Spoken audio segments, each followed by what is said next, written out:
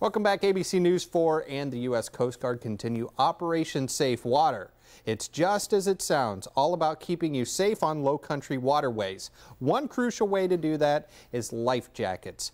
Ron Foreman and Petty Officer 3rd Class Derek Palomares have some life-saving tips for you. Great to see you, gentlemen. Yeah, thanks for having us. Now, Derek, how important is it when you go out on these calls and somebody is in the water, what are the chances that if they don't have a life vest on, that they're not going to be okay? Their survival rate drastically drops, definitely.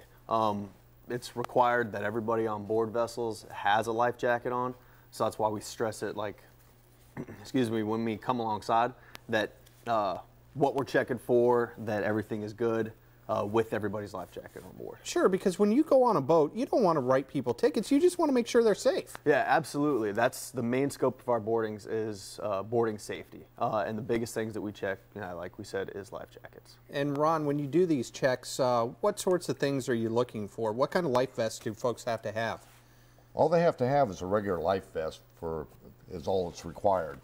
Just any standard life vest that's Coast Guard approved. Okay. We recommend for adults the inflatables, either right. the belt type or... Well, and this doesn't restrict your movement in any way. I mean, you can get fish, a good suntan. Exactly. Yeah. But the thing is that they're Coast Guard approved. The key is if you fall in the water, these will inflate. These are very similar to a Type 1, which encapsulates your neck so you keeps your head above water. Where regular life jacket, the cheap ones that you get, if you try to put one of those on the water, it's impossible. Definitely. So we look for them to make sure that they're Coast Guard approved, they're in good shape. We ask people to check them, and we try to get them to wear these. Exactly. 16 years of age and older. Okay. And speaking of age, Derek, there are some different life vests for different people because everybody's different sizes and shapes, right? Right, definitely. When we come alongside your boat, it has to be the size of the intended wearer. So a child obviously can't have an extra large life jacket on, and then vice versa.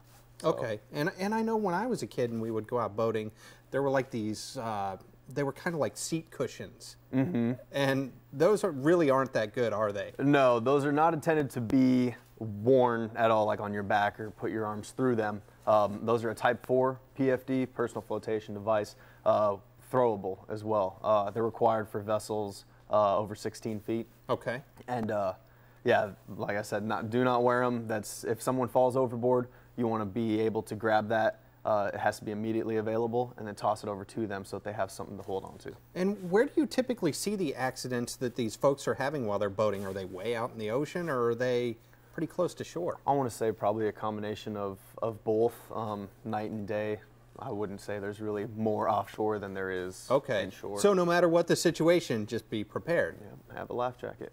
Definitely. Ron, what do you have around your waist there? Well, this is what they call a waist belt. And this type of belt is most of your paddleboard people. They like to wear these because they're uncumbersome. They put them on their back, and they have automatic inflates, and then they have the manual inflate.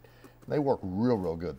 Works just like the one you're wearing. So at least you've got a life jacket, so if you fall off, you've got something that'll blow up right away that you can get on. All you got to do is pull it over your head. When you bring up a very important fact right there, we're seeing somebody in a kayak right now. You might not think of that as like a power boat or a speedboat or anything, but you still need the life vest. State law requires you to have a life jacket for kayaking and paddleboarding. Okay. I mean, you have to be wearing it in the kayak itself. Paddleboard, you have to have it on you or on the paddleboard itself. Okay. That's all it's required. And Derek, what's one of the most common things that you see when you pull up on a boat? I mean, are life vests the #1 thing that folks don't have on board? I would say not life vests themselves, like the ones that are supposed to be worn, but the throwables. I noticed that a lot of those are going to be stored either on the bow or stern, put away. Like I said, it has to be immediately available. So next to you, sit on it as a seat cushion, something like that. But that's probably the most common thing that I run into long boardings. So definitely have those life vests ready to go. And you said this one's ready to go, right? That one's ready to go. All right. We've tried this before. Let's try it again. Now you got caught wearing your life jacket so you can go to River Dogs. There you go. You get caught on the water by this guy, he's going to ticket you. He's going to ticket you for the River Dogs. All right, thanks, guys. Thank you, Dave. Appreciate it. I feel like I'm ready to go jump in the lake. All right, well, stay with us. We'll be back in a moment.